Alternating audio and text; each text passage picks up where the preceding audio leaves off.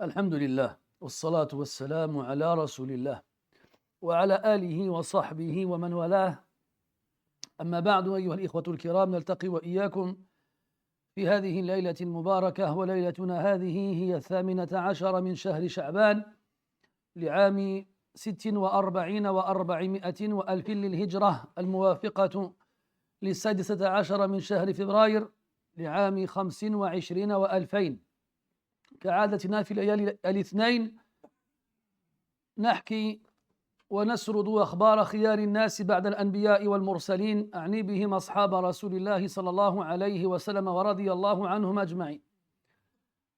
وقد وفقنا الله عز وجل حتى ذكرنا سيرة أم أيمن بركة الحبشية رضي الله عنها في حلقتنا الماضية، وسنستأنف الحديث الليلة بإذن الله عز وجل مع أحد أفراد أسرة النبي صلى الله عليه وسلم الكرام. وقد سبق أن تحدثنا عن أخيه، وأظنكم قد علمتم من المقصود، ألا وهو أبو عبد الله، أحد ريحاناتي النبي صلى الله عليه وسلم وسبطيه، الحسين بن علي بن أبي طالب رضي الله عنه وارضاه. فنسأل الله تبارك وتعالى أن يوفقنا لكل خير ويسهل لنا أمورنا كلها، وأن يجعلنا من المقبولين المرحومين، إنه ولي ذلك والقادر عليه. Mes très chers frères, nous nous retrouvons dans cette 18e nuit du mois de Sha'ban de l'an 1446, c'est-à-dire le 16 février 2025. Et comme chaque dimanche soir, dans cette noble mosquée, nous racontons et découvrons ensemble les histoires des meilleurs des hommes et des femmes qui ont peuplé l'humanité parmi les fils d'Adam après les prophètes et les messagers, c'est-à-dire les nobles et illustres compagnons du prophète sallallahu alayhi wa sallam, qu'Allah les agrée. Nous avons pu, alhamdulillah, lors de notre dernière rencontre, faire la connaissance d'un des membres malheureusement les moins connus de la famille du prophète alayhi salatu wassalam, Umm Ayman radiyallahu anha wa ardaha. Nous allons voir ce soir ensemble un autre des membres de cette noble et illustre famille, celle du prophète alayhi salatu wassalam. On a déjà pu parler de son grand frère. Vous avez deviné à qui on a affaire. Il s'agit de Abu Abdillah Al-Hussein ibn Ali ibn Abi Talib radiyallahu anhu wa ardah. En demandant à Allah tabaraka wa ta'ala de nous octroyer la bénédiction dans le temps, les paroles et les actes, et de nous permettre d'avoir une intention pure et d'accepter nos actions ici-bas et dans l'au-delà. Al-Hussein ibn Ali radiyallahu anhu wa ardah أخو الحسن الصغير، وولد في شهر شعبان، قيل في الخامس منه في السنة 4 من الهجرة، وقيل في السنة 5. وذكر المؤرخون أنه ولد أو أن بين ولادته وولادة أخيه الحسن 11 شهرا، وكان بين أن وضعت فاطمة رضي الله عنها الحسن وبين أن حملت بالحسين طهر واحد، وقيل 50 ليلة. الحسين رضي الله عنه naquit lors du mois de Sha'ban, et nous sommes dans le mois de Sha'ban, et la plupart des historiens disent qu'il est né le 5e jour du mois de Sha'ban, de la 4e année de l'Hégire, et certains disent la 5e. Et il n'y avait entre lui et son grand frère Al-Hassan que 11 mois, moins d'1 an. Et les savants nous disent qu'il n'y a eu entre la naissance de Al-Hassan et le moment où Fatima radiyallahu anha était enceinte de Al-Hussein qu'une période de pureté, et d'autres ont même précisé cela à une 50aine de nuits. Donc Al-Hassan et Al-Hussein n'avaient entre eux à peine qu'1 an. وفي مثل ذلك من الجدير بالذكر أن النبي صلى الله عليه وسلم حث أمته على أن يكثروا من الأولاد، فقال النبي صلى الله عليه وسلم: تزوجوا الودود الولود فإني مكاثر بكم الأمم يوم القيامة. وكان الصحابة رضي الله عنهم يستفتون النبي صلى الله عليه وسلم في العزل، وكان لا يبيح لهم ذلك ولا يحرمه عليهم، وكان يقول لهم: اصنعوا ما بدا لكم فإنه يرزق لكم ما قد كتب لكم. والمقصود أن الإنسان ينبغي أن يجتهد في أن يكثر من الأولاد، وأن يجتهد في الدعاء حتى يرزق الله له الذرية الصالحة، حتى يكثر سواد أمة النبي صلى الله عليه وسلم المرحومة. Et d'ailleurs, à cette occasion, il est important de rappeler que le prophète alayhi salatu wassalam a encouragé et incité sa communauté à faire le plus d'enfants possible. Il a dit alayhi salatu wassalam: épousez la femme affectueuse et féconde, afin que je m'enorgueillisse de votre nombre le jour de la résurrection. Et comme on vient de le voir, Fatima radiyallahu anha, donc après la naissance de Hassan, et après sa période de lochi, et après sûrement sa première période de menstrue, elle est tombée enceinte à nouveau. Il faut savoir que les Sahaba radiyallahu anhum, à l'époque du prophète alayhi salatu wassalam, le consultaient pour savoir quel était le jugement du coït interrompu, al-azl. Et le prophète alayhi salatu wassalam ne leur interdisait pas, mais ne leur recommandait pas non plus. Et il leur disait: quelles que soient les causes que vous fassiez, vous n'aurez que ce qu'Allah Ta'ala vous a écrit.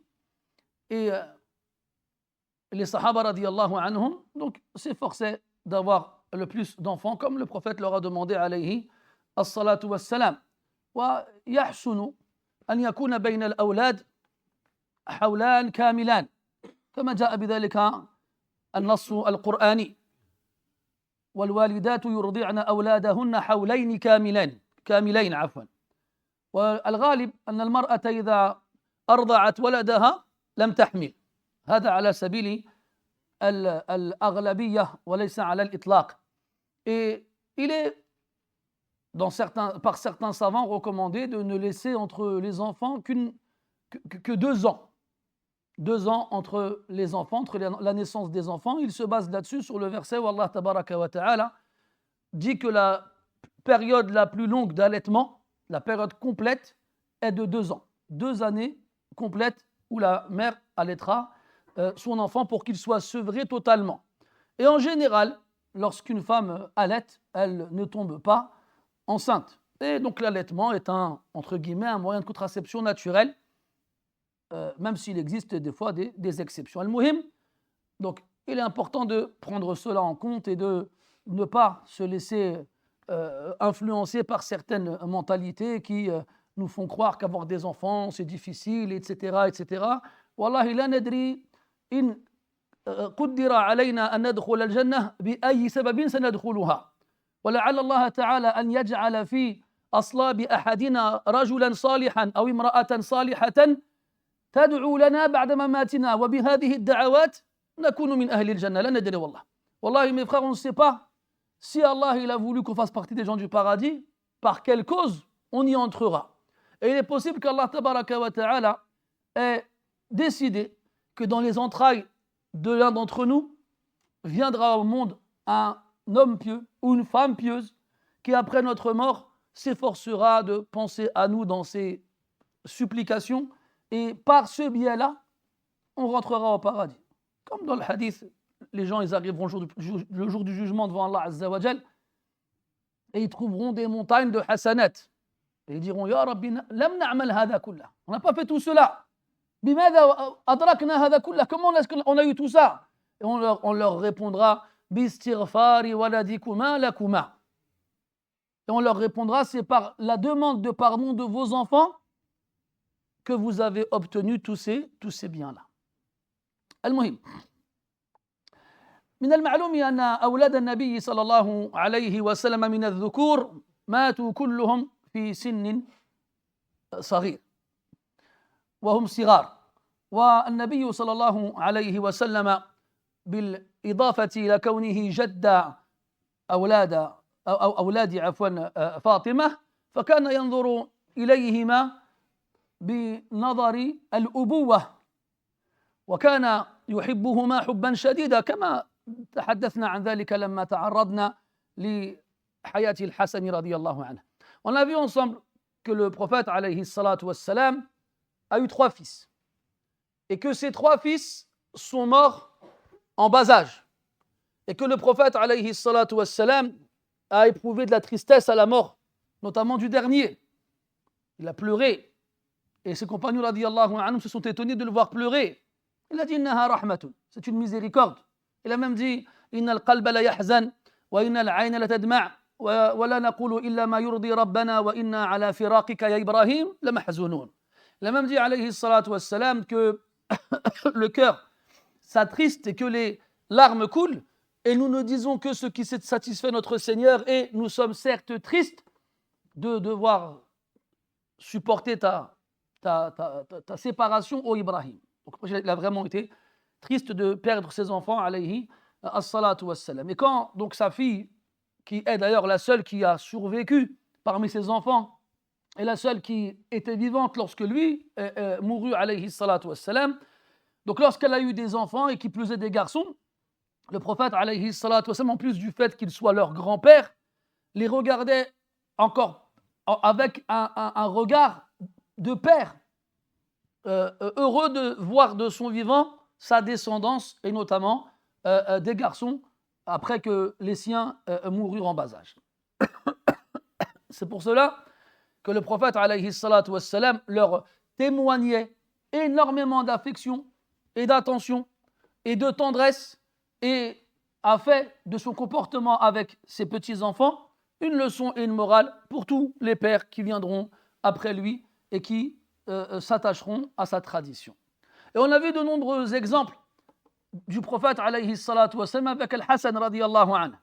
Et Al-Hussein aussi a eu sa part d'anecdotes avec le prophète alayhi salatu wassalam.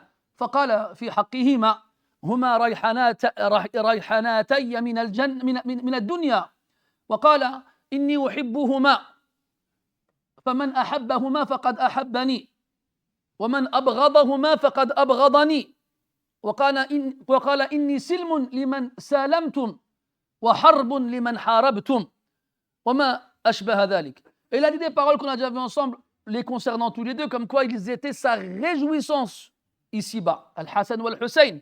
Et il a dit qu'il les aimait et que quiconque les aimait aimait le prophète alayhi salatu wassalam, et que quiconque les détestait par ce biais-là le prophète alayhi salatu wassalam. Et il les prenait dans ses bras, kana yadummuhuma wa kana yashummuhuma wa kana yad'u lahuma. Il les serrait fort contre lui et il sentait leurs odeurs et il implorait de la part d'Allah tabaraka wa ta'ala pour eux sa miséricorde et sa clémence. وكان يحملهما بل ربما وضع أحدهما على عاتقه الأيمن والآخر على عاتقه الأيسر. Et il les portait et il sortait avec eux en les portant. Une fois il est sorti, il avait le Hassan sur son épaule droite et Al-Hussein sur son épaule gauche. ولما ولدتهما أمهما عقى عنهما كبشا وقيل في رواية كبشين.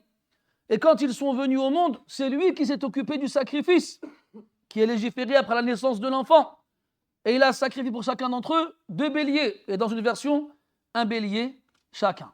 Et dans leur première nuit, dans les premiers jours de leur vie, كان يعيذهما بالله عز وجل. كان يدخل على ابنته فاطمة وهما رضيعان صغيران ينامان فكان يقول لكل واحد منهما أعيذك بكلمات الله التامات من كل شيطان وهامة ومن كل عين لامة وكان يحرص على ذلك غاية الحرص.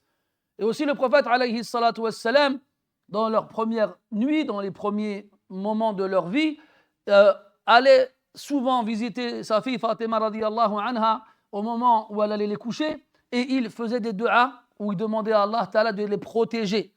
Et à travers cela, il nous apprend à nous, les parents, de faire des du'as pour nos enfants quand ils sont trop petits pour les faire eux-mêmes. Et notamment, cette formule qui a été rapportée où il disait je vous réfugie par les paroles d'Allah parfaites contre chaque diable min kulli shaytanin wa hamma, et son envie de vous faire du mal, wa min kulli aynin lamma, et contre tout œil qui se plaint de vous. لأن الأولاد لا سيما إذا كانوا قد رزقوا وأوتوا من الجمال ما لم يرزق غيرهم ففي الغالب يكونون عرضا لأن يصابوا بأعين الحاسدين.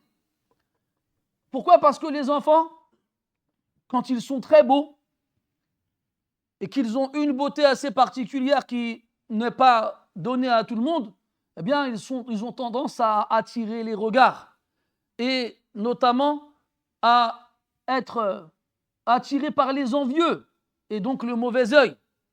Et ça, mes frères, c'est une occasion pour rappeler la dangerosité, et excusez-moi le terme, la débilité que certains ont à prendre leurs enfants en photo et en vidéo et de les exposer dans les réseaux sociaux pour que tout le monde les regarde et que tout le monde les voit. Et très souvent, on entend quelques temps après que cet enfant-là en question est tombé malade ou bien est allé à l'hôpital ou bien il lui est arrivé telle et telle chose.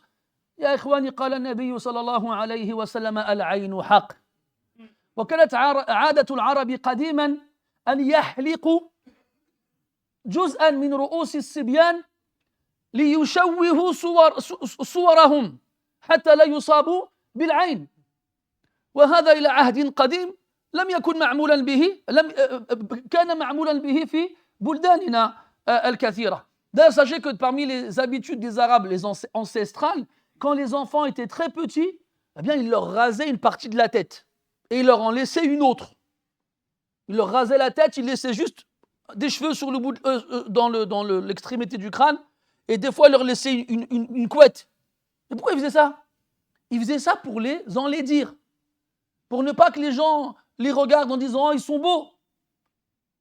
Maintenant, en leur coupant les cheveux, tu ne l'enlaidis pas, mais tu changes son apparence et tu entre guillemets, diminue les risques à ce que les gens s'arrêtent sur eux en disant « waouh, ils sont trop beaux ». Et c'est ainsi que les gens sont touchés par le ayn. Et malheureusement, on a beau le dire et le répéter, walakin la hayata liman tunadi. La personne qui est là pour entendre ton appel. Donc faites attention. Et avant de ne pas exposer nos enfants dans les réseaux sociaux, même حتى لأن بعض الناس إذا ذكرته بالآيات والأحاديث لربما لم يلقي لذلك بالا. لكنك إذا أخبرته أن فلان المتخصص في القضايا الحكمية وما يجري في الأمور الأسرية من اغتصاب الأولاد وبيع صورهم في بعض المواقع الإباحية لاهتز شعر رأسه ولربما أخذ حذره بعد ذلك. ومن لم يكفيه الله ورسوله فلا كفاه الله شيئا. Hein, vous savez, des fois on est là à la mosquée, on dit le prophète il a dit, Allah il a dit, faites attention au mauvais œil, faites attention à ci, faites attention à ça. Ça lui rentre par une oreille, ça lui sort par la narine. Ça fait même pas le tour de sa tête pour sortir de l'autre côté. Le premier trou le plus rapide, le plus proche, c'est la narine droite. Ils s'en fichent. Mais quand tu ramènes des détails du genre, on a entendu un avocat spécialisé dans la pédocriminalité qui a dit, si vous saviez ce que les gens y font avec les photos et les vidéos de vos enfants et dans quel genre de site on les retrouve, personne ne mettrait une photo de son enfant, de lui-même sur Internet. Et là, il dit, ah, finalement, j'avoue, on va peut-être faire attention. Donc, si je ne suis pas un avocat spécialisé dans la pédocriminalité, tu t'en fiches de ce qu'Allah et son prophète y racontent, en fait. Moi, je veux bien, je vais dans un tribunal et je dis une chose pareille et que les gens m'écoutent en tant qu'avocat et qu'ils prennent ma parole au sérieux. Ce serait normal, un avocat dans un tribunal qu'on prenne sa parole au sérieux. Mais quand un imam dans une mosquée parle à des musulmans avec Allah, il a dit, le prophète il a dit, mais ça ne touche pas, il y a un problème, mes frères. On est face à un problème. Je me souviens, il y a quelques années de ça, quand ça commençait à être à la mode, qu'on fasse des vidéos et qu'on les envoie sur les réseaux sociaux, il y avait une petite fille, toute mignonne de 7-8 ans, qui a été filmée par son père quand il l'accompagnait à l'école, dans un pays arabe. Elle était rigolote parce qu'elle faisait des blagues, elle imitait je sais pas moi, elle imitait des bonhommes, elle faisait des choses marrantes. Quelque temps après, à peine quelques semaines, quelques mois, son même père, il l'a pris en photo sur son lit d'hôpital avec des tuyaux partout dans les orifices du visage, dans les narines, dans la bouche, dans les oreilles, je ne sais pas où encore, touché par un mal inconnu. Maladie orpheline, on ne sait pas ce qui lui arrive. Donc elle a une haq, mes frères. Et là, le prophète sallallahu alayhi wa sallam, il n'est pas à cette époque-là de l'exposition, la surexposition sur les réseaux sociaux. Et il fait attention à faire des du'a pour ses petits-enfants, pour qu'ils soient protégés et préservés du mauvais œil. فاعتبروا يا أولي الأبصار فاعتبروا يا أولي الأبصار. وروى الإمام أحمد عن أبي ليلى أنه دخل على النبي صلى الله عليه وسلم وعلى صدره أو قال على بطنه الحسين وهو رضيع صغير فجعل يتبول على النبي صلى الله عليه وسلم. فقال الرجل لأهل البيت هلموا إن الولد يبول على النبي صلى الله عليه وسلم. قال دعوه لا تفزعوا ولدي وهو يبول حتى يقضي بوله. الله أكبر. والله عجب العجب. Il a été rapporté qu'un compagnon qui répond au nom d'Abu Layla rentre visiter le prophète sallallahu alayhi wa sallam et il trouve allongé sur sa poitrine ou sur son ventre Al-Hussein, qui est encore un tout petit bébé.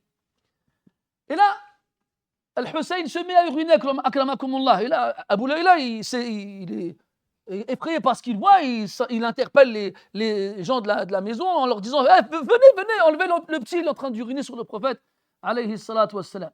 Après tu dis quoi? Laissez-le, ne l'effrayez pas pendant qu'il urine, laissez-le finir. Subhanallah.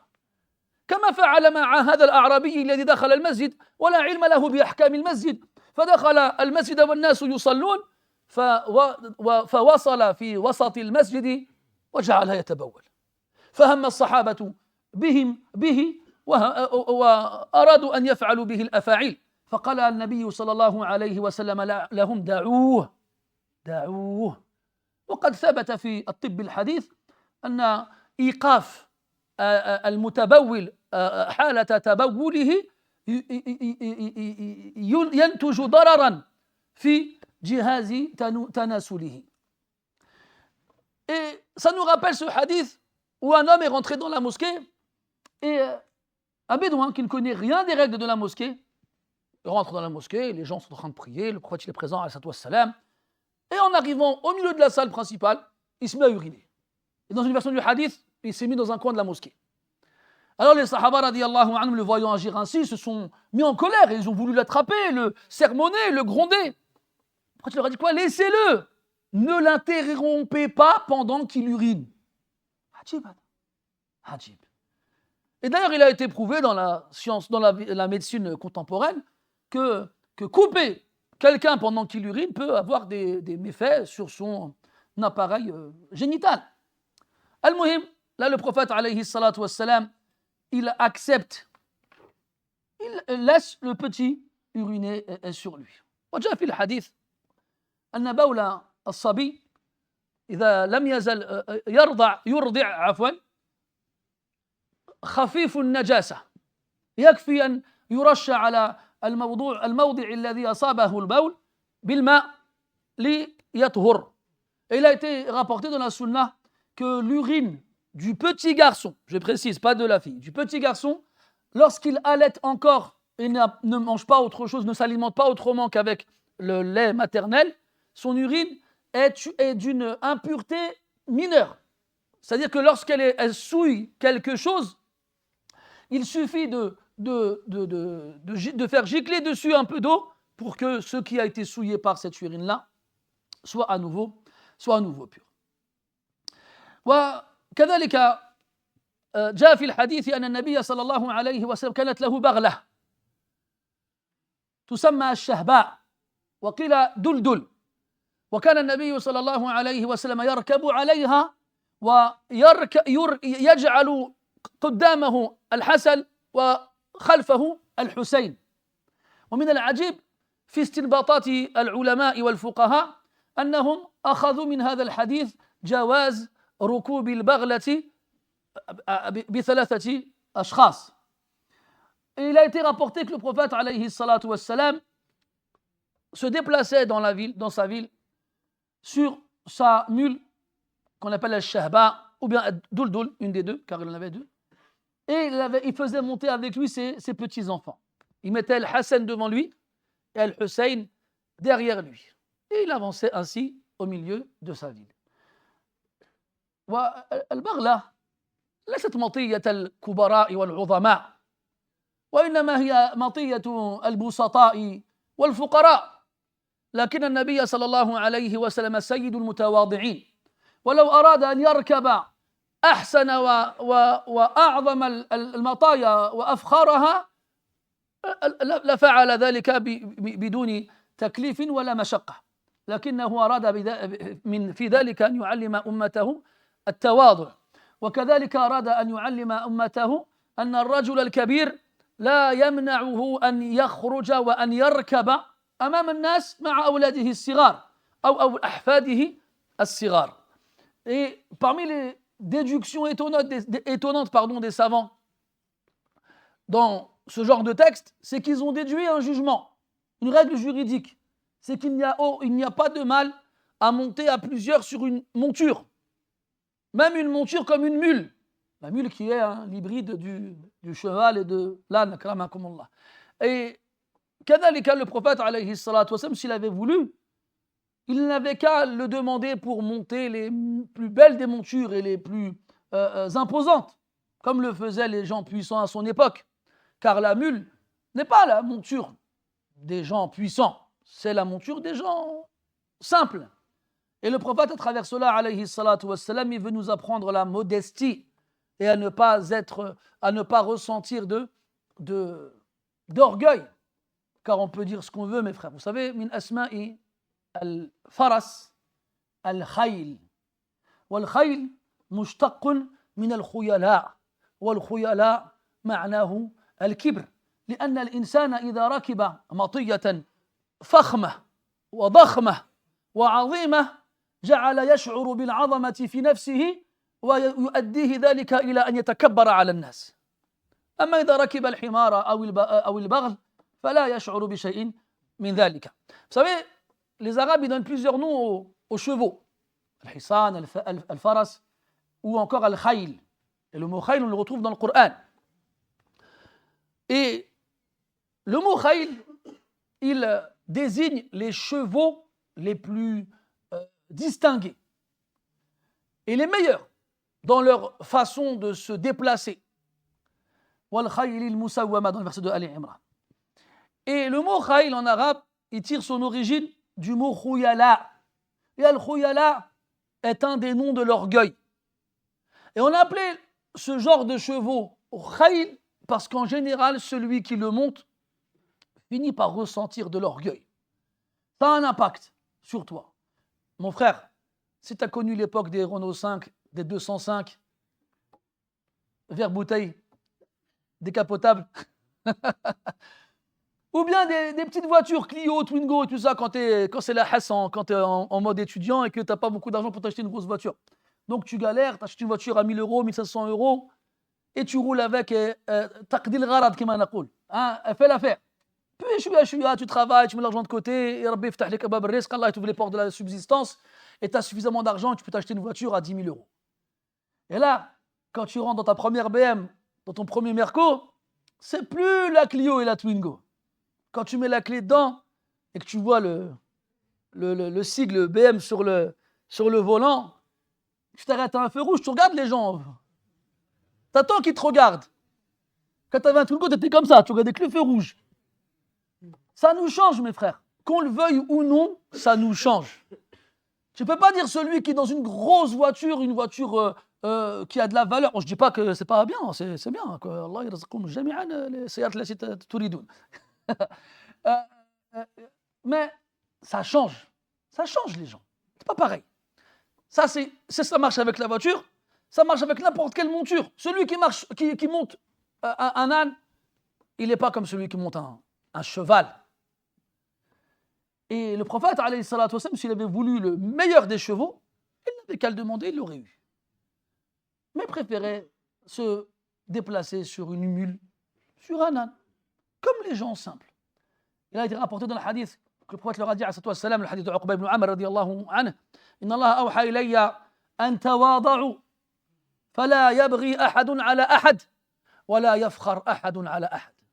Il a été rapporté par l'imam at-Tirmidhi et d'autres, Abu Ahmad et Abu Daoud, et par Uqba ibn Amr radiyallahu anhu, que le prophète sallallahu alayhi wa sallam a dit, Allah m'a révélé et m'a ordonné de vous transmettre, rabaissez-vous, tawada'u, rabaissez-vous, et que personne ne cherche à avoir le dessus sur quelqu'un, et que personne ne se vante sur quelqu'un. Donc, le Nabi sallallahu alayhi wa sallam, il faisait monter ses petits-enfants sur sa mule, et il se déplaçait avec eux dans les rues de Médine. Et kadhalika, c'est bien, des fois aussi, on a cette mentalité du papa qui est trop occupé pour s'occuper des enfants, pour les sortir, il laisse ça à madame. Beaucoup parmi nous, ils se disent quoi, les enfants, quand ils sont petits, ça ne sert à rien de les sortir. Laisse-les avec leur mère, et puis on verra plus tard quand ils seront plus grands. Mais quand ton enfant est grandi loin de toi, mais quand il est grand, il n'a pas envie d'être avec toi. Alors que quand il grandit dès son plus jeune âge à tes côtés, même quand tu vas sortir pour une affaire quelconque et que tu l'accompagnes avec toi, tu le prends avec toi, je veux dire, pour qu'il t'accompagne, ben cet enfant-là, il va s'habituer à toi, il va s'habituer à sortir avec toi, et puis il va aimer être avec toi, et puis, kadhalika, il voudra rester avec toi. Et parmi les conseils qu'on donne généralement pour ceux qui ont des garçons et des filles, c'est que les hommes prennent des garçons avec eux et les habituent le plus possible à être avec eux et ils restent avec leur mère. Comme ça, le garçon, il grandit en voyant son père, en ayant son père comme modèle, comme exemple, et instinctivement et naturellement, il reproduira ce qu'il a vu de chez son père, et la fille, elle fera pareil avec sa mère.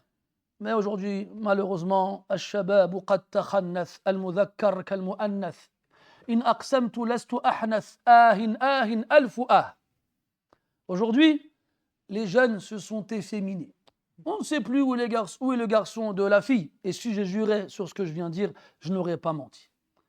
Et l'autre, il disait, Mashatta'usu yawman birtiyalin faqallada mishyatahu banuhu. فقال على ما تختلون قالوا لقد بدأت ونحن نقلدوه ينشأ ناشئ الفتيان منا على ما قد عوده أبوه. Le poète il disait, un jour, le pan a marché avec orgueil. Et le pan, il a le droit de faire le malin avec les plumes qu'il a. Tu n'as jamais vu un pigeon marcher comme un pan? Voilà. Et tu sais que le plumage du pan, il n'est obtenu que quand ils deviennent adultes. Quand ils sont petits, ils ont des plumes de lait, ils ressemblent à rien. Ils sont laids. Voilà. Et donc le pan, un jour, a marché avec orgueil. Et ces petits, comment on appelle un petit pan? Un panneau? Je ne sais pas, supposons. Donc les petits du pan l'ont vu et... Pauno. Quand on prononce le O. Pourquoi on ne le prononce pas? Pourquoi on ne le prononce pas quand bon, bref, c'est les mystères de la langue française. Hein? On le prononce panneau. Ben voilà, c'est un panneau. Et donc ils l'ont vu marcher avec orgueil. Qu'est-ce qu'ils ont fait? Ils ont imité sa démarche. Lui, il les regarde. Il leur dit, mais pourquoi vous marchez avec orgueil? Avec vanité. Et ils lui disent, ben on t'a vu et on t'a imité. La morale de l'histoire, les jeunes enfants grandissent par rapport à ce qu'ils ont eu l'habitude de voir de leur père. Ce que tu habitues ton fils à voir, sache que ton fils finira par le reproduire. Fils, fille, enfant, si tu préfères. C'est comme une chose qui m'a toujours étonné chez certains parents qui fument. Il est à la maison, il enchaîne les cigarettes sur les cigarettes, les enfants ils sont là, ils respirent la fumée de l'odeur de la cigarette toute leur enfance. Puis l'enfant, quand il arrive à 14 ans, un jour il fume. Et son père il fait quoi? Il le tape. Mais c'est toi qu'il faut taper, c'est pas lui. Donc toute son enfance, il t'a vu fumer. Tu lui as donné de l'argent pour qu'il aille t'acheter des paquets de cigarettes. Tu vas laisser même des fois des cigarettes encore fumables sur le bord du cendrier dans le salon. Il en fume et tu le frappes. C'est quoi cette tarbiya? ما هذه التربية؟ تربيتم أنتم لتصنعوا هذا بأولادكم. Mais où est-ce qu'on a été éduqué pour faire des choses pareilles? Il y a un rajal kbir, il me racontait quand il était petit, il a été éprouvé par la cigarette. Il m'a dit, au bled, hein, il allait se cacher dans le khla, dans la campagne. Il se trouvait une cigarette, il a fumé. Et pour cacher l'odeur de la cigarette, il mangeait de l'bsla. Hein, il mangeait de l'oignon cru. Pour pas qu'on sente sur lui la cigarette. Et là, il m'a dit, j'ai 60 ans, mon père, il en a 80, mazal l'hachim nkmi qdamo. Et là, il m'a dit, j'ai 60 ans, mon père 80, il m'a dit, j'ai encore honte de fumer devant lui. Tu as honte de fumer devant ton père, mais pas devant ton fils. Et le jour où ton fils il fume, tu le tapes.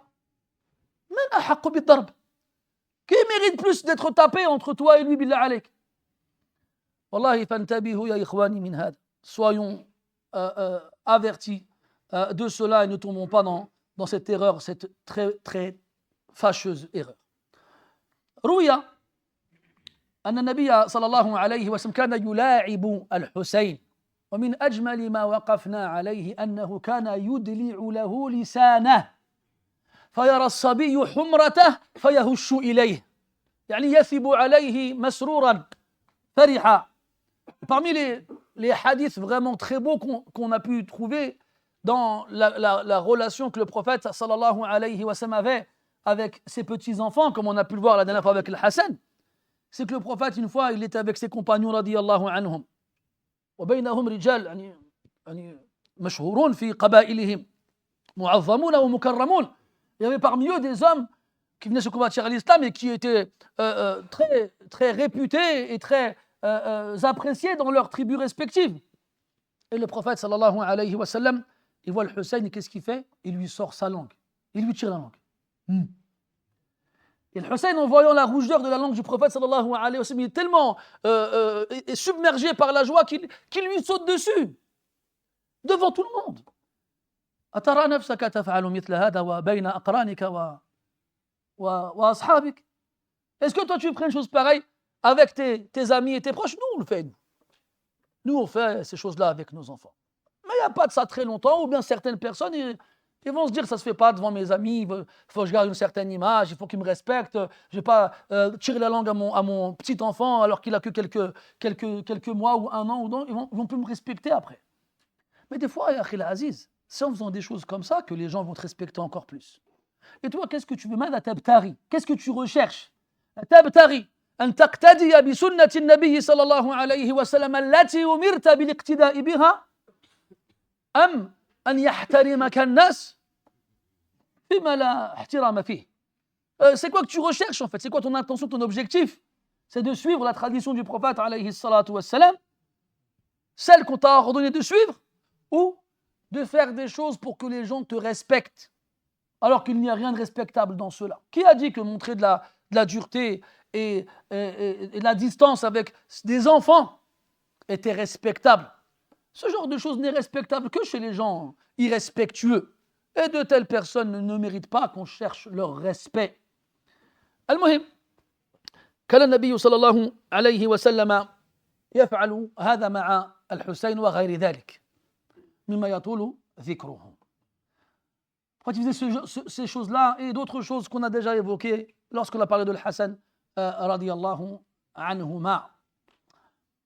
ومما يذكر في حق الحسين رضي الله عنه أنه كان كافر الشبه بالنبي صلى الله عليه وسلم، لكن شبهه به يختلف عن شبه الحسن به عليه الصلاة والسلام. فقد روى غير واحد أن الحسن كان أشبه الناس وجها بالنبي صلى الله عليه وسلم، وأما الحسين فكان أشبه الناس بالنبي في جسده عليه الصلاة والسلام. وقد روي أيضا أن النبي صلى الله عليه وسلم قال في حق الحسن هو مني، وقال في حق الحسين هو من علي، يعني أخذ من جهة أبيه حيث إن أخاه الحسن أخذ من جهة جده.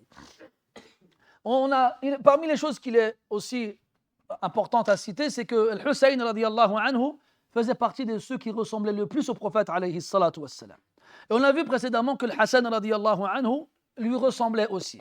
Et entre le Hassan et le Hussein, c'est le Hassan qui ressemblait le plus au prophète alayhi salatu wassalam. Et certains ont rapporté que le Hassan radiyallahu anhu ressemblait dans son visage au prophète alayhi salatu wassalam, alors que le Hussein, lui, avait plus la corpulence du prophète alayhi salatu wassalam et sa façon de marcher.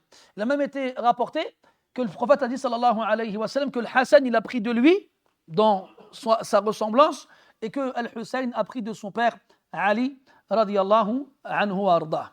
ومما يذكر في وصف الحسين عليه رضوان الله أنه كان شديد سواد شعر الرأس واللحية غير أنه كان في مقدم لحيته شعيرات بيضاء وكان بتلك الشعيرات يشبه النبي صلى الله عليه وسلم في لحيته التي قل فيها الشيب. Il a aussi été rapporté que Al-Hussein radiyallahu anhu avait les cheveux et les poils de la barbe très noirs, sauf qu'il avait quelques cheveux blancs à l'avant de sa barbe. Et le prophète alayhi salatu wassalam avait très peu de cheveux blancs dans ses cheveux et dans sa barbe. Et les cheveux blancs qu'il avait en général étaient au niveau de ses tempes et de sa anfaqa, c'est-à-dire les poils qu'on a en dessous de la lèvre inférieure. Et donc, il ressemblait en cela au prophète alayhi salatu wassalam. وقال بعض من يصفه أنه لا يدري أكان ذلك السواد طبيعيا أم هل كان يخضب شعره بالسواد وقد روي أنه كان عليه رضوان الله يختضب بالسواد.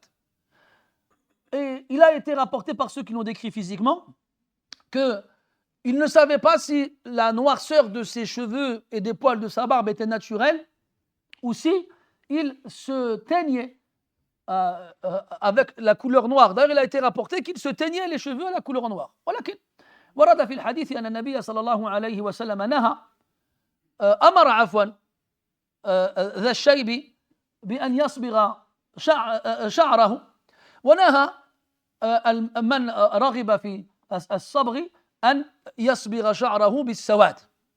فكيف يجمع بين هذا وذاك؟ فإما أن يحمل قولهم أنه كان يختضب بالسواد على أنه كان أحمر لكن يميل إلى السواد ولم يكن أسود خالصا، وإما أن يقال أن النهي لم يبلغهم فكانوا لم يدركوا هذا النهي والعلم عند الله تبارك وتعالى، أو أنهم أول النهي لمن فعل ذلك لأجل خيانة الناس أو ما شبه ذلك. Comment alors on peut dire qu'il se teignait les cheveux et la barbe en noir alors qu'il a été rapporté que le prophète alayhi salatu wassalam a interdit à ce qu'on se teigne les cheveux en noir. D'ailleurs, il faut savoir qu'avant cela, le prophète a incité les gens qui ont des cheveux blancs de se teindre. Que tu souris, toi? Mais lui, alors pourquoi? Et de se teindre les cheveux blancs, mais il leur a demandé de ne pas utiliser la couleur noire. Le hadith, il existe, il est authentique. Alors, comment se fait-il qu'on puisse rapporter que le Hussein se teignait les cheveux et la barbe en noir? Et là, il y a plusieurs interprétations. La première, c'est que quand on dit en noir, ce n'est pas du noir pur. C'était du roux foncé qui tendait vers le noir, ce qu'on appelle al-katam, ou bien al-hanna. Certains colorants qui, lorsqu'ils sont manipulés d'une certaine façon, sont tellement foncés qu'on a l'impression qu'ils sont noirs, mais qu'ils ne le sont pas. La deuxième interprétation, c'est que, justement, ils ont compris que l'interdiction concernait ceux qui, en se teignant les poils et les cheveux en noir, pouvaient trahir et tromper les gens sur leur âge. Parce que si un Shibani vient, il met du noir partout, il va se marier avec une petite jeune, il dit, on dirait 20 ans, ça peut le faire. Hein? Ça peut le faire. Surtout des beaux gosses comme beaucoup d'entre nous ici, mashallah. Donc il vient, Allah yabarak, il a 60 ans, mathalan, il a les cheveux blancs, puis il vient, il se teint les cheveux en noir, la barbe en noir, et il va khatab une petite jeune de 20 ans, il va dire, ana andi ghir 25. Hein? Après il va dire, Frasso, il fois 2. Hein? 25 fois 2. Donc, pour ne pas trahir les gens en voulant se faire passer pour ce qu'on n'est pas, on interdit de se teindre les cheveux en noir. Et donc, si on n'est pas vieux et que on a à la base les cheveux noirs et que à cause de X raisons, on a les cheveux qui blanchissent avant l'heure ou avant l'âge, alors selon certains savants, il n'y a pas de mal à se teindre en noir. Et la troisième interprétation, c'est que Al-Hussein n'avait pas appris cette interdiction et il se teignait les cheveux en noir sans savoir que c'était interdit. وإلا فجمهور العلماء لا يبيحون الصبغ بالأسود. Sinon, la majorité des savants ne tolèrent pas que l'on se teigne les cheveux en noir ou la barbe en noir. وهذا من السنن المهجورة في أصحاب القارة الإفريقية شمالا ووسطا وجنوبا. فيما ألاحظ, ça fait partie des traditions prophétiques qui ont été délaissées chez nous les Africains, qu'on soit Africains du Nord ou Africains du Centre ou Africains du Sud. Bien sûr, je parle des musulmans. Je remarque, je constate, et je pense que je ferais mieux de me taire sur ce genre de choses-là, mais je n'ai pas le choix, je ne vais pas vous dire ce qui m'arrange, je dois vous dire ce qu'on doit vous dire. Et on constate qu'on est négligent sur ce point-là, et que si notre chevelure et notre barbe commence la blancheur et commence à avoir le dessus sur l'autre couleur, alors il y a cette sunna dans laquelle, que le prophète nous a demandé de suivre, c'est de nous teindre les cheveux blancs en la couleur que tu veux. Bon, pas abuser non plus, pas tu viens de mettre une barbe bleue, ce sera bizarre. Hein. Mais tu te teins les cheveux blancs avec la couleur que tu veux tant que c'est pas du noir. Hein, Inch'Allah, la semaine prochaine, on revient tous avec des barbes chiche. J'ai envie de le faire, mais j'ai peur. J'ai peur que ça fasse bizarre. Je vais arriver souvent, c'est qui celui-là?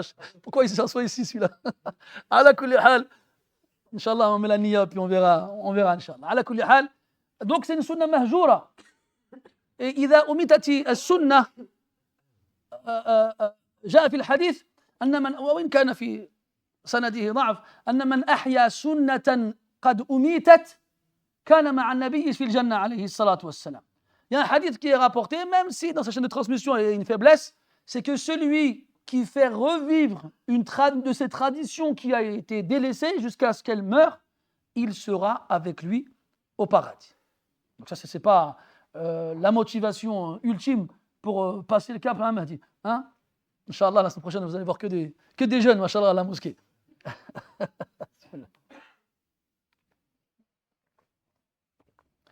طيب كان الحسين رضي الله عنه قد اشتهر بلبس اللباس المتواضع الذي يقال أنه من الخز ولباس الخز النسيج من الصوف والإبريسم وكان شعارا لمن كان يترفع عن الدنيا وكان دليلا على زهده فيها. Parmi ce qui est rapporté de Hussein radiyallahu anhu, c'est qu'il portait des vêtements modestes qu'on appelait le khaz. C'était des vêtements qui étaient brodés avec une laine épaisse et des fils qui étaient connus pour leur solidité. C'était un vêtement khashin, un vêtement rugueux, un vêtement que quand nous on le porte, ça nous gratte à la seconde où on l'a porté. Et surtout quand il fait chaud et qu'on sue. Mais c'était un vêtement que généralement ce qu'on appelle les zuhad, les ascètes, portaient pour montrer qu'ils n'ont pas d'attache avec ce bas monde et qu'ils veulent s'en éloigner le plus possible. Et il a été rapporté de plusieurs compagnons qui portaient ce genre de vêtements. نعم روي عن النبي صلى الله عليه وسلم أن رجلا قال له أنه أوتي من الجمال ما ترى وأنه يحب أن يلبس الملابس الجميلة فهل ترى في ذلك بأسا فقال له عليه الصلاة والسلام إن الله جميل يحب الجمال. هذا صحيح. Il a été rapporté qu'un homme est venu voir le prophète alayhi الصلاة والسلام et il était très beau, mashallah, très élégant, il portait des très beaux vêtements. Et il a dit au prophète sallallahu alayhi wa sallam, comme tu peux le voir, on m'a donné de la beauté et de l'élégance, ce que tu vois toi-même. Est-ce qu'il y a en cela un mal?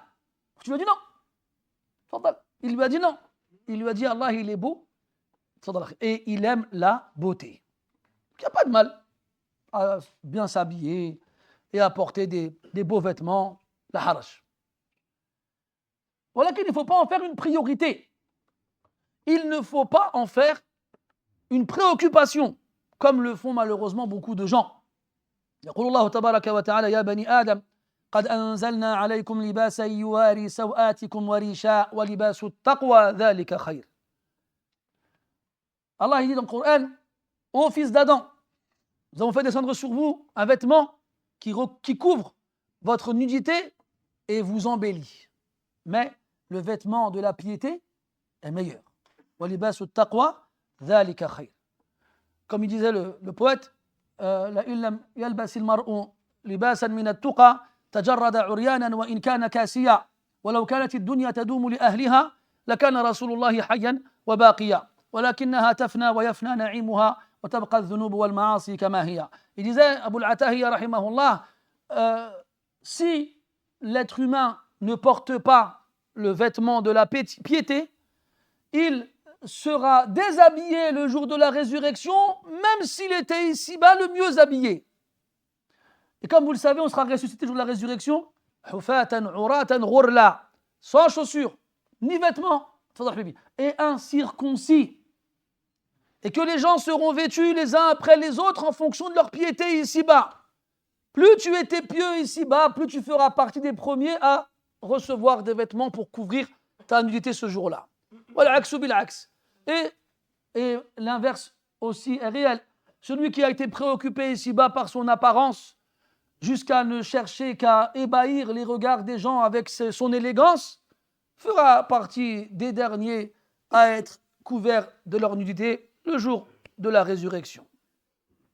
ويقول النبي صلى الله عليه وسلم إن الله لا ينظر إلى صوركم ولا إلى وجوهكم ولكن ينظر إلى قلوبكم وأعمالكم. Le prophète a dit sallallahu alayhi wa sallam, Allah azza wa jal ne regarde ni vos visages ni vos apparences, et il regarde vos cœurs et vos actions. Et c'est pour ça que dans une des actions les plus importantes que le musulman fait au cours de sa vie, pour Allah azza wa jal, c'est le pèlerinage à la maison sacrée d'Allah Ta'ala à la Mecque. Il vient devant lui en répétant sans se lasser labbaik Allahumma labbaik, je réponds à ton appel, avec comme simple vêtement 2 morceaux de tissu blanc, sans avoir le droit de s'épiler, de se raser, de se couvrir la tête, de se parfumer, de se couper les ongles. Car en délaissant son apparence externe, il se préoccupe sur son apparence interne, parce qu'Allah Ta'ala ne regarde que cela.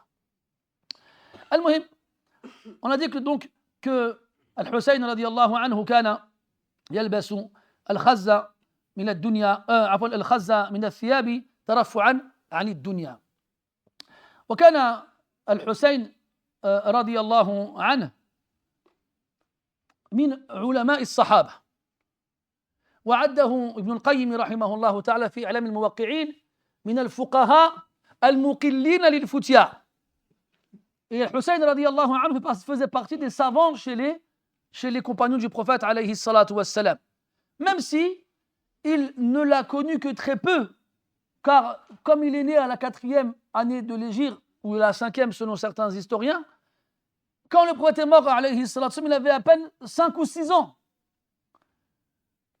D'ailleurs, il y a même certains savants qui l'ont considéré comme un tabi'i et pas comme un compagnon parce qu'il était trop petit pour se rappeler du prophète alayhi salatu wassalam. Mais sahih, c'est que c'était bien entendu un compagnon. Al-Muhim, eh bien, il faisait partie des savants et des fuqaha, des juristes chez les compagnons radiyallahu anhum, même si il ne faisait que très peu de fatwa, très peu d'avis juridiques.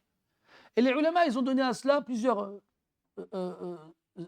hypothèses. Pourquoi est-ce que Al-Hussein, malgré le fait qu'il faisait partie des ulama, n'a pas fait beaucoup de fatwa? قالوا لهيبته الفتيا, parce qu'il avait peur de faire la fatwa. وفزعه منها, et il craignait de la faire. Et c'est effectivement le cas. يقول عبد الله بن عمر رضي الله عنهما وروي مرفوعا ولا يصح أجرأهم على الفتيا أجرأهم على النار. Il a été rapporté, d'après Abdullah ibn Umar radiyallahu anhuma, que le plus audacieux dans l'émission d'avis juridiques seront les premiers à entrer en enfer. Ce n'est pas des choses à prendre à la légère. Et donc, c'est une des raisons qui faisait que beaucoup de compagnons radiyallahu anhum avaient beaucoup de science, mais parlaient très peu. نافع مولى عبد الله بن عمر كما روى البخاري يقول صحبت عبد الله بن عمر سنة كاملة فلم يزد على أن يقرأ القرآن. Nafi' Mawla Abdullah ibn Umar radiallahu anhuma, il dit, j'ai accompagné Abdullah ibn Umar pendant une année entière, il n'a pas dit autre chose que lire le Coran. Et quand il ne lisait pas, il me demandait à moi de lire. Pendant un an, il n'a pas rapporté un seul hadith. Pendant un an. Et Sufyan al-Thawri rahmatullah alayhi, il disait, كنا إذا جلسنا علماءنا ومشايخنا في السنة الأولى لم نزد على أن ننظر إليهم نأخذ من سمتهم وهديهم. Sufyan al-Thawri rahmatullah alayhi disait que la première année, quand on s'asseyait avec nos savants et nos professeurs, on ne faisait rien d'autre que les observer et les regarder. Et on prenait leur comportement et leur politesse. وفي السنة الثانية نستمع إلى حديثهم. Et dans la deuxième année, on les écoutait parler. وفي السنة الثالثة نقيد أقوالهم. Dans la troisième année, on prenait des notes de ce qu'ils disaient. وفي السنة الرابعة نحفظها. Dans la quatrième année, on les apprenait par cœur. وفي السنة الخامسة نسألهم عنها. Dans la cinquième année, on les interrogeait au sujet de ces paroles-là. وأما اليوم فيجمع ذلك في 5 دقائق. Et aujourd'hui, ces 5 choses-là que les gens faisaient en 5 ans, les gens les réunissent en 5 minutes. Et encore, je suis gentil. Regardez des fois, quand on ouvre la porte aux questions-réponses, comment les gens ils sont fébriles et comment les gens ils ont du mal à tenir en place et immobiles et comment ils ont... J'ai une question. Mes frères, سؤال المرء عنوان عن باطنه. أقصد بهذا, mes frères, quand vous posez des questions, sachez que ça ne fait que montrer l'intérieur de celui qui pose la question. Parce que tout dépend de... Tu vois, des gens, ils posent toujours les mêmes questions. Il y en a, مثلا, ils posent les questions que dans les ablutions. هذا مصاب بالوسواس هذا. C'est quelqu'un qui est touché par les troubles compulsifs. Et là, il pose des questions que sur les femmes. Sur le mariage, calmez-vous. C'est pas une demande elle habite où, elle pèse combien, non. ديدانه في الزواج والطلاق. Lui, tout ce qu'il veut savoir, c'est comment on se marie, comment on divorcer. شغله الشاغل. C'est sa préoccupation principale et unique. Il y en a, chaque fois qu'il pose des questions de tijara. وهل تجوز هذه المعاملة وهل يجوز بيع ذلك وهل يجوز قرض ذلك وهل يجوز que des questions en rapport avec l'argent. هذا مفهوم بالدنيا. Il y en a, ils demandent كيف نصل إلى الإخلاص كيف ما السبيل إلى طلب العلم وكيف نصبح رجالا كما كان الصحابة ومنهم من يسأل عن القرآن ما معنى قول الله تعالى كذا وكذا. Imagine-toi يا أخي العزيز, qu'il y en a, ils n'ont jamais posé une question sur un verset du Coran. Soit lui, il a tout compris du Coran, il dit, Mashallah, c'est lui qui veut faire des douros. Soit, il s'en fiche. Ça n'intéresse pas. Il demande sur les menstrues de son épouse, il demande sur la zakat qui doit sortir, il demande sur les transactions commerciales qu'il a à faire. Mais jamais il demande sur sa prière ou sur le Coran. Jamais. Ya akhi, quand tu poses une question, tu fais que révéler ce qui a de l'importance pour toi. Ni plus, ni moins. Donc, fais attention et choisis bien tes questions. Al-Muhim, je vous disais que le Hussein, radiyallahu anhu, donc il ne faisait pas beaucoup d'avis juridiques parce qu'il avait peur d'en faire. Et aussi, les wujud man yughnihi an dhalik. في مثل هذا الزمان لأنه كان من صغار الصحابة رضي الله عنه. Et aussi parce que à l'époque où il a vécu, il y avait d'autres beaucoup plus grands et plus savants que lui qui le dispensaient de faire ces choses-là. Et lui, il n'avait pas besoin de le faire car, alhamdulillah, al-khayr mawjoud. Il y avait ce qu'il fallait pour répondre aux questions des gens. Mais si, malheureusement, tu vis à une époque où il y a rarement autour de toi de personnes qui peuvent répondre aux questions des gens et que toi, tu peux répondre à leurs questions, c'est des questions simples sur les ablutions, la prière, as-siyam ila akhiri, alors fais-le. Sinon, ya akhi, uskut, c'est mieux pour toi. C'est mieux pour toi. Hein, une fois, j'étais à la mosquée, je suis arrivé en retard, comme d'hab, et puis il y a un frère à côté de moi, j'ai fini la prière, et un frère à côté de moi qui n'avait pas fini la sienne, et les gens, t'as vu, ils veulent sortir, hein, ça y est, on a prié, il faut rentrer à la maison. Et il y a quelqu'un donc, qui voulait passer devant quelqu'un qui priait. Donc il a pris, tu as vu, Le hammal تاع Coran, il l'a mis devant. Et un frère, il a fait non, non, non, c'est pas bon ça, il faut que ce soit une coudée. Min ayna laka hada. Pas branché depuis tout à l'heure. Ça, c'est débranché. Min ayna laka hada. D'où tu tiens ça, toi? La plupart des fuqaha disent al-haddul adna khattun ala al-ard. La plupart des fuqaha disent le minimum, tu traces un trait par terre. Qui a dit une coudée qui? على كل حال للحديث بقية نؤجله إلى الدرس المقبل إن قدر الله البقاء واللقاء. نسأل الله تبارك وتعالى أن يوفقنا لكل خير وأن يجعلنا من الذين يستمعون القول فيتبعون أحسنه. أولئك الذين هداهم الله وأولئك هم أولو الألباب. اللهم إنا نعوذ بك من علم لا ينفع ومن قلب لا يخشع ومن عين لا تدمع ومن بطن لا يشبع. اللهم نسألك بأسمائك الحسنى وصفاتك العلى أن تجعلنا من المرحومين وألا تجعلنا من المحرومين. اللهم لا تحرمنا خير ما عندك بسوء ما عندنا. اللهم صل وسلم وبارك على عبدك ورسولك محمد وعلى آله وأصحابه أجمعين والحمد لله رب العالمين وبارك الله فيكم.